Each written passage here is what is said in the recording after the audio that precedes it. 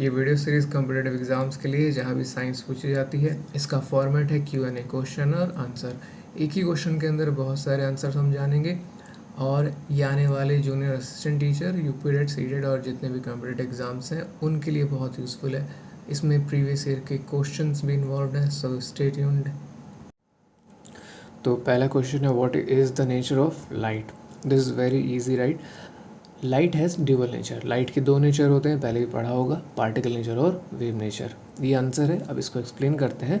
तो इनिशियली यानी शुरू में ये माना जाता था कि हमारे पास जो सन से लाइट आती है वो पार्टिकल के फॉर्म में आती है या एनर्जी के पैकेट्स के फॉर्म में आती है। तुम ये सोचो जैसे ये पॉपकॉर्न्स है, राइट, एनर्जी के छोटे छोटे पैकेट्स हैं, इनका नाम रखा गया फोटोन।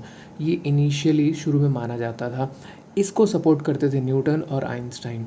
बाद में कुछ साइंटिस्ट आते हैं और उन्होंने ये कहा कि लाइट का पार्टिकल नेचर नहीं होता है बल्कि वेव नेचर होता है। यानी लाइट हमारे पास तरंग के रूप में आती है, जैसे पानी एक तरंग है, ठीक, के रूप में आगे बढ़ती है, वैसे ही लाइट भी एक तरंग के रूप में आगे बढ़ते हुए हमारे पास आती है।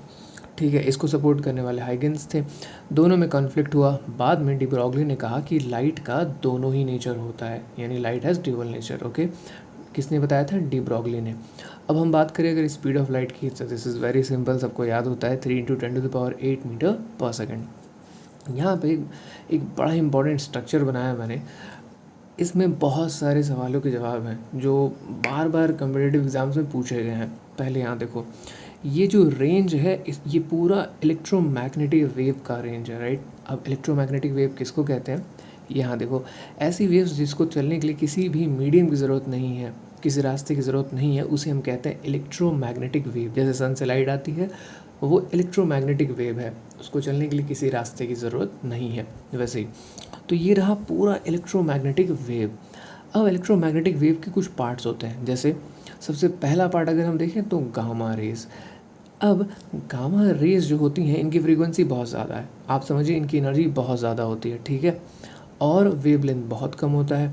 या इसको और सिंप्लीफाई करें तो यहाँ वो हैं जिनकी एनर्जी हाई है और जैसे हम आगे बढ़ेंगे एनर्जी कम होती जाएगी, ठीक है। तो सबसे पहले गामा रेज बहुत हाई एनर्जी होती है। इसके बाद आते हैं एक्स रेज। ओके, एक्सरे का नाम सबने सुना है। एक्सरे से रिलेटेड क्वेश्चन बार बार आता है कि इसकी खोज किसने की थी, तो रोएंटजन ने इसकी खोज की थी। और इससे रिलेटेड एक और क्वेश्चन है कि अगर कोई फास्ट मूविंग इलेक्ट्रॉन किसी मेटल को हिट करे तो उससे जो वेव निकलेगी वो होगी एक्सरे। तो ये बहुत इंपॉर्टेंट है। ओके, अब एक्सरे के बाद अगर हम आगे बढ़ें तो हमें जो रेंज मिलता है इलेक्ट्रोमैग्नेटिक वेव का, उसमें पहले है यूवी, अल्ट्रावायलेट रेज, ओके, फिर है विजिबल और फिर है इंफ्रारेड। ये तीनों बहुत ज़्यादा इंपॉर्टेंट है। पहले यूवी को देखते हैं। अल्ट्रावायलेट, इसके 3 पार्ट्स होते हैं, अल्ट्रावायलेट ए, बी और सी। सबसे डेंजरस है अल्ट्रावायलेट सी, ये पूछा गया है एग्ज़ाम में। ओके, फिर अगर हम बात करें विजिबल की, तो ये हम सब जानते हैं कि विजिबल लाइट जो हमें दिखाई देती है जिसके 7 कलर होते हैं, ओके, विबग्योर। और फिर हम बात करें इंफ्रारेड। देखिए इंफ्रारेड ये हीट वेव्स की तरह होती हैं, जैसे हमारी बॉडी से हीट निकलता है हमें दिखाई नहीं देता, राइट, वो यही इंफ्रारेड वेव्स के फॉर्म में निकलता है। इससे रिलेटेड अगर एक इंटरेस्टिंग फैक्ट बताऊं तो जैसे मिलिट्री में, आर्मी में जो भी रात के टाइम पे अगर कोई मिशन होता है तो वो चश्मे पहनते हैं जिसमें उन्हें सब कुछ रेड दिखता है। वो रेड क्या है? वो इंफ्रारेड है जो बॉडी से रिलीज़ हो रही है, तो वो उसको डिटेक्ट कर लेते हैं। ओके, तो ये तीनों यहाँ कवर हो गया। अच्छा, विजिबल में एक बहुत इंपॉर्टेंट पार्ट है कि विजिबल में अगर हम देखें तो सबसे ज़्यादा वेवलेंथ होता है रेड का, ओके, और सबसे कम होता है वायलेट का। इसीलिए रेड लाइट वेवलेंथ ज़्यादा है, यानी पैर की लंबाई समझ लो बहुत ज़्यादा है, यानी बहुत दूर तक जाता है। फिर आगे बढ़े तो फिर आता है माइक्रोवेव। ये वही माइक्रोवेव है जो माइक्रोवेव ओवन में यूज़ किया जाता है हीट प्रोड्यूस करने के लिए, और इसका इस्तेमाल फ़ोन के सिग्नल्स के लिए भी किया जाता है, ठीक है। और फिर बात करते हैं रेडियो वेव, यानी सबसे बड़ा वेव जो है वो है रेडियो वेव। इसकी हाइट पहाड़ से भी ऊंची होती है, राइट, तो ये है रेडियो वेव। तो ये पूरा ही रेंज इलेक्ट्रोमैग्नेटिक वेव है, यानी आप ये कह सकते हैं कि जो विजिबल लाइट है वो इलेक्ट्रोमैग्नेटिक वेव का एक छोटा सा हिस्सा है, ठीक है। तो ये हो गई सारी बातें इलेक्ट्रोमैग्नेटिक वेव के बारे में। और ये था पहला क्वेश्चन। इसमें हमने काफ़ी कुछ देख लिया, जैसे पहला हो गया लाइट के ड्यूअल नेचर है, किसने बताया? डी ब्रॉगली ने। स्पीड इलेक्ट्रोमैग्नेटिक वेव का बहुत बड़ा रेंज है। सबसे ज़्यादा एनर्जी गामा रेस की होती है, सबसे कम रेडियो वेव की होती है, ठीक है। ये एनर्जी का फॉर्मेट है, वेव लेंथ में बताओगे तो चीज़ें पलट जाएंगी। सबसे कम वेवलेंथ गामा रेस का, सबसे ज़्यादा वेवलेंथ रेडियो वेव्स का। ओके, ये सारी चीज़ें यहाँ पे हो गई। आगे बढ़ते हैं। नेक्स्ट क्वेश्चन है, what is the nature of image of an object और if light is reflected from a rough surface. देखिए ये पूछा हुआ सवाल है, ठीक है। मतलब यहाँ क्वेश्चन ये कह रहे हैं कि अगर मान लो कोई दीवार है और यहाँ पे कोई इंसान खड़ा है, तो इससे जो लाइट इस पर पड़ रही है, पढ़ने के बाद यहाँ अगर कोई खड़ा है तो उस इंसान को क्या इनकी इमेज नज़र आएगी? अगर आएगी तो कैसी नज़र आएगी? ठीक है, तो आंसर आप समझ चुके होंगे कि इनको कोई इमेज नज़र नहीं आएगी, यानी यहाँ पे कोई इमेज नहीं बनता है। रिमेंबर दिस, ठीक है। ये क्वेश्चन आया था, उसमें बहुत सारे ऑप्शंस थे, पूछा गया था इमेज कैसा बन रहा है, रियल, वर्चुअल एंड, तो यानी इमेज यहाँ पे कोई नहीं बनेगा। तो रिफ्लेक्शन यहाँ से हम देख सकते हैं कि दो तरीके का स्ट्रक्चर है रिफ्लेक्शन के लिए। सबसे पहला देखते हैं, अगर लाइट पैरेलल आए और किसी भी स्मूथ सरफेस पे पड़ के या रिफ्लेक्ट होके पैरेलल ही चली जाए तो इसको हम रेगुलर रिफ्लेक्शन कहते हैं। ये सबने पढ़ा हुआ है। इस सिचुएशन में ये वही कंडीशन है मिरर वाला, जहाँ पे हम किसी भी ऑब्जेक्ट के इमेज को देख सकते हैं रिफ्लेक्शन के बाद। ये कंडीशन है दीवार वाली, जहाँ पे एक रफ सरफेस है, लाइट पैरेलल आ तो रही है लेकिन रिफ्लेक्शन के बाद ये सारी लाइट डिफरेंट डायरेक्शंस पे जा रही है। यानी कोई भी अगर इसको डिटेक्ट करने के लिए यहाँ पे है तो लाइट को प्रॉपर डिटेक्ट नहीं कर पाएगा और यहाँ पे इसको इमेज नज़र नहीं आएगी। ये है इरेगुलर रिफ्लेक्शन, जिसको डिफ्यूज रिफ्लेक्शन भी कहते हैं। ये हो गया हमारा रिफ्लेक्शन का पार्ट। अब यहाँ पे एक क्वेश्चन, नेक्स्ट क्वेश्चन की तरफ आगे बढ़ते हैं। सो यहाँ क्वेश्चन ये है कि in which of the following real image of the object will form. देखिए यहाँ पे रियल इमेज की बात हो रही है, यानी इमेज दो तरह का होता है, रियल और वर्चुअल। तो चलिए देखते हैं इसका आंसर क्या होगा। Plane mirror, still water, cardboard या सिनेमा स्क्रीन। तो उसका सही आंसर है रियल इमेज बनता है स्क्रीन पे हमेशा, ठीक है। अब देखो रियल और वर्चुअल पहचानते कैसे हैं। देखिए रियल इमेज अगर आपको पहचानना है तो सिंपल सा तरीका ये है कि आप सोचिए अगर आप टीवी देख रहे हैं या सिनेमा हॉल में बैठे हुए हैं और हीरो ने एक्शन किया और उसने अपने राइट हैंड से किसी को मारने के लिए अपना हाथ उठाया। At the same time video को आप सोचिए आपने पॉज किया, अब आप अपना राइट हैंड उठाइए, ठीक है, और जिस तरफ हीरो का फेस है उधर ही फेस करके खड़े हो जाइए। अगर आपका राइट और हीरो का राइट एक के सामने एक है, ठीक है, या एक साथ है, तो वहाँ जो इमेज है वो एक रियल इमेज है, ठीक है। ये है रियल इमेज, यानी रियल इमेज स्क्रीन पे बनता है। वहीं अगर आप ये सोचिए कि आप मिरर के सामने खड़े हैं, आप अपना एक हाथ उठाइए राइट हैंड, फिर इमेज भी बनेगा, उसको पॉज कर दीजिए। अब जिधर इमेज है उधर मुंह करके खड़े हो जाओ, ठीक है, अपने राइट हैंड को के साथ। तो तुम ये देख रहे हो कि तुम्हारा राइट है लेकिन ये इमेज का लेफ़्ट साइड है, यानी आपका राइट यानी ऑब्जेक्ट का राइट इमेज का अगर लेफ्ट हो जाए तो ये वर्चुअल इमेज होता है। यानी वर्चुअल इमेज कहाँ बनता है? मिरर में। और हम जानते हैं पानी भी एक मिरर की तरह ही काम करता है, यानी पानी में भी वर्चुअल इमेज बनेगा। कार्डबोर्ड पे भी तो कोई इमेज बनेगा ही नहीं, ठीक है। तो ये हो गया आपका नेक्स्ट क्वेश्चन। अब आगे चलते हैं अगले। ओके, यहाँ एक नोट लिखा है मैंने प्लेन मिरर से रिलेटेड, जो बहुत नॉर्मल सी बात है, सबको पता होती है। पहला पॉइंट है कि अगर हम प्लेन मिरर के सामने खड़े हो जाएं तो जो इमेज, जितनी दूर हम खड़े होंगे उतना ही अंदर इमेज बनेगा, ठीक है, पहला पॉइंट। और दूसरा, जितनी आपकी हाइट होगी उतनी ही हाइट इमेज की भी होगी। ये प्लेन मिरर से रिलेटेड क्वेश्चन है, ठीक है। और एक क्वेश्चन और है बहुत फेमस कि आपको मिरर का साइज कितना रखना पड़ेगा, मिनिमम कितना मिरर का साइज हो जिससे आप अपने आप को पूरा देख पाएँ। आप सबको आंसर पता होगा कि हमारे हाइट का आधा होना चाहिए मिरर, जिससे हम अपने आप को पूरा देख सकते हैं। अब नेक्स्ट क्वेश्चन की तरफ चलते हैं। देखिए अगला सवाल रिलेटेड है यहाँ पे कि स्फेरिकल मिरर से। पहले सवाल देखते हैं। इसमें क्वेश्चन ये पूछा है कि which type of the mirror is used as shaving और मेकअप मिरर, ठीक है। किस मिरर का इस्तेमाल हम करते हैं, शेविंग मिरर के रूप में या मेकअप मिरर, जो फीमेल्स जनरली रखती हैं, राइट। छोटा सा मिरर होता है, या तो वो प्लेन हो सकता है या फिर कनकेव भी हो सकता है, ठीक है। तो इसका आंसर है कि जो मेकअप मिरर है वो कनकेव मिरर होता है, राइट। चलिए, अब चूंकि इसका कॉन्सेप्ट रिलेटेड स्फेरिकल मिरर से, तो एक बार क्विकली हम स्फेरिकल मिरर को देख लेते हैं क्या होता है। देखो, अगर हम क्या करें, किसी स्फेयर को ले लें, ठीक है, हॉलो स्फेयर है, खोखला स्फेयर है, कोई मेटल की बॉडी है, अगर उसको बीच से काट लिया जाए तो उसके दो पार्ट्स बनेंगे, ठीक है। डेफिनेटली दोनों ही पार्ट को हम मिरर कहते हैं। तो चूँकि स्फेयर से बने हैं तो दोनों को स्फेरिकल मिरर कह देते हैं, बस, ठीक है। यानी स्फेरिकल मिरर दो टाइप का होता है। अब देखो, इस वाले पार्ट को मैंने उठा के यहाँ रख दिया है और इस वाले पार्ट को उठा के यहाँ रख दिया है। अब इसकी अगर पीछे यहाँ पॉलिश कर दें और अंदर वाला पार्ट रिफ्लेक्टिंग हो, मतलब रिफ्लेक्ट, लाइट को रिफ्लेक्ट करे, और पीछे पेंट कर दो, ठीक है, तो ये जो मिरर है ये है कनकेव। इसको याद रखना बड़ा ही आसान है। केव, केव मतलब गुफा, तो देखो ये गुफा के जैसे है, तो ये है कनकेव। अब ये कनकेव है तो obviously this is convex, right. तो ये हो गया। अब हम बात करेंगे इमेज फॉर्मेशन की। क्यों? क्योंकि इसी से रिलेटेड बहुत सारे क्वेश्चंस आप आराम से सॉल्व कर लेंगे, ठीक है। अलग से कुछ भी रटने की ज़रूरत नहीं है। इमेज फॉर्मेशन में देखो, पहला, अगर कनकेव मिरर है और कोई ऑब्जेक्ट बहुत दूर है, इनफाइनाइट पे है, तो इनफाइनाइट से जब लाइट आती है जनरली, तो वो लाइट सारी की सारी पैरेलल मानी जाती है। क्यों? आप ये सोचिए कि सन से लाइट आती है, ठीक है, तो वो सारी लाइट आपके ऊपर बिल्कुल आपको लगता है सीधी पड़ रही है। क्यों? क्योंकि जब कोई लाइट बहुत दूर दूर तक ट्रैवल करती है तो लाइट पैरेलल हो जाती है, ठीक है। तो यहाँ से सोचिए कि अगर एक लाइट बिल्कुल सीधी आई, आपने एक बॉल चला के मारा, ये सोचिए आपने एक बॉल चला के मारा और उसने मिरर को हिट किया, तो अंदर की तरफ ही जाएगा, तो ये अंदर की तरफ एक पॉइंट से होके गुजरा। आपने एक और बॉल चला के मारा, फिर से वो मिरर में अंदर की तरफ उसी पॉइंट से होके गुजरा, तो वो हो गया आपका फोकस।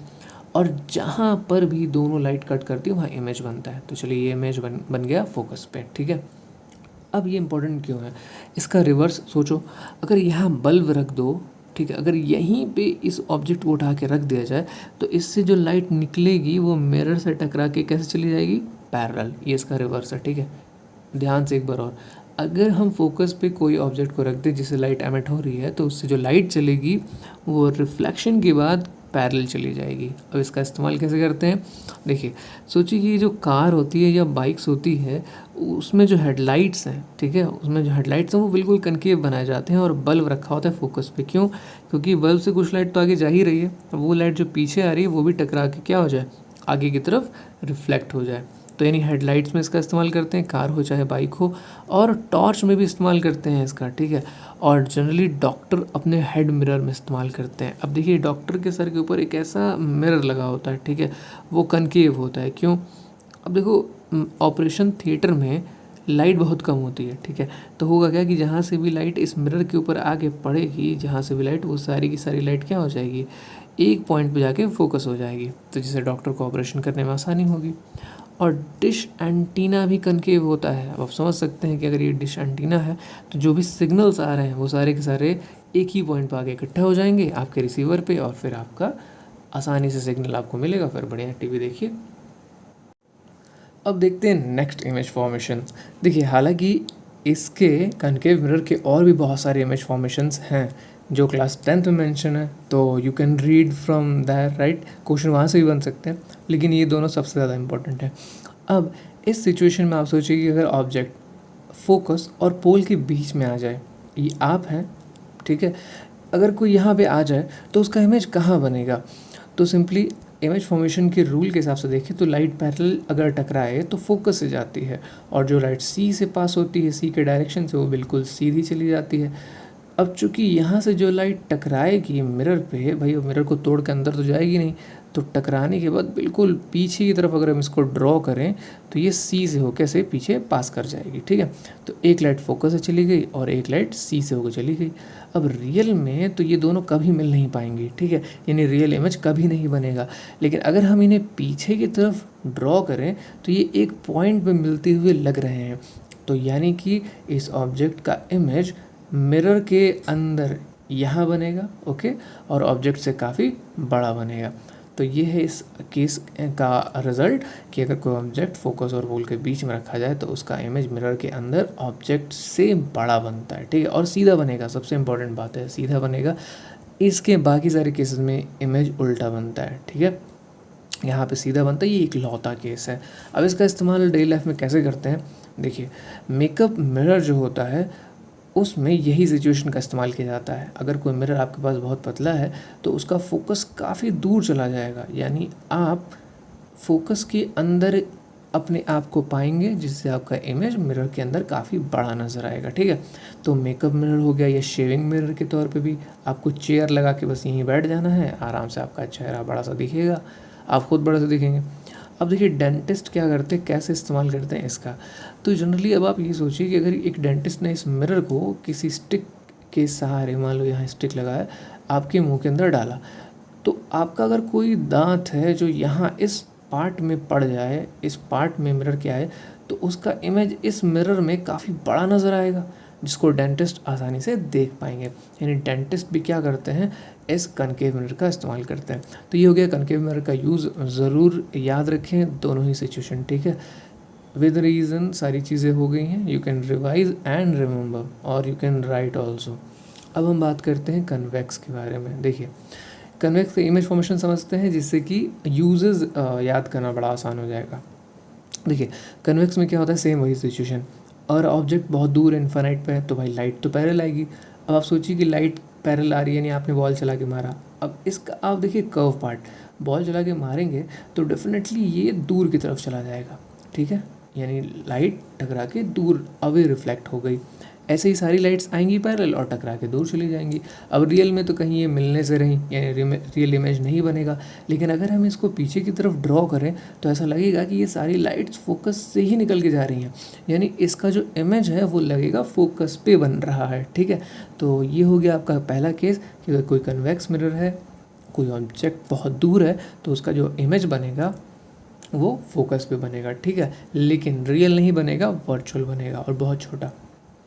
अब क्या होता है ना, सोचो अगर एक ऑब्जेक्ट का इमेज यहाँ फोकस पे बना बहुत छोटा सा, ठीक है, तो अब आप ये देखिए कि इसका कर्व पार्ट है ये, यानी कि इसका रेंज बहुत ज़्यादा है। कैसे, देखो मान लो अगर यहाँ पे कोई है, यहाँ पे कोई है, यहाँ पे कोई है और यहाँ पे ऐसे बहुत सारे लोग हैं। अब इसको आप रिवर्स सोचिए, उनकी लाइट ऐसे जाएगी टकरा के पैरेलल चली जाएगी, लाइट ऐसे आएगी टकरा के पैरेलल चली जाएगी। और अगर हम पीछे की तरफ ड्रॉ करें तो सबका इमेज फोकस के आसपास बन जाएगा, जिसको डिटेक्ट करना बहुत आसान हो जाएगा, ठीक है। यानी एक आदमी एक जगह पर बैठ के सारे लोगों का इमेज आराम से देख सकता है इस मिरर में, वो भी सीधा, ठीक है। तो यानी इसका वाइड रेंज होता है। बस के साइड में यही मिरर लगाते हैं ताकि पीछे से आने वाली कोई भी, चाहे जितनी बड़ी ट्रक है, उसका इमेज तो यहाँ छोटा ही बनना है, ठीक है। और शॉप में लगाते हैं ऊपर ताकि सारे जितने कस्टमर हैं उनको आराम से देख पाएँ। अब यहाँ देखिए, इसी को और अच्छे तरीके से अगर समझें नेक्स्ट केस में, तो ये हमारा कन्वेक्स मिरर है। मान लीजिए ऑब्जेक्ट अगर करीब आ जाए तो सेम वही रूल देखते हैं, लाइट पैरेलल आएगी तो ये रिफ्लेक्ट होकर चली जाएगी, एक और लाइट अगर पोल पे लें तो रिफ्लेक्ट होकर चली जाएगी। अब ये दोनों मिलेंगे तो नहीं कभी, यानी रियल इमेज नहीं बनेगा।